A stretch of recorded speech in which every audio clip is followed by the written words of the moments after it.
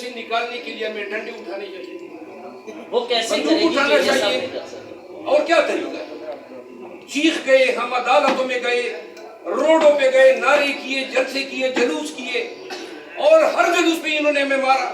پرچے کیے، جیلوں میں ڈالا۔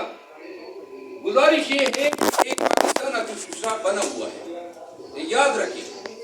یہ سب کچھ ہم بھگت گئے، ساری بدماشیاں دیکھ لی ہے، آتش فشاں بنا ہوا ہے، ارباب اقتدار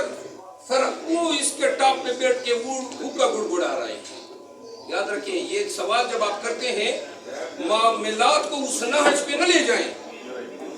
ورنہ ہمارے لیے ریاست جو ہے وہ ہمارا حق ہے، ہمارے حق پہ کوئی پاؤں رکھے گا اس پاؤں کو اٹھا کے ہم رگید دیں گے زمین۔ کب تک آ رہے ہیں خان صاحب، اگر یہ ہمیں انصاف نہیں ملتا ہے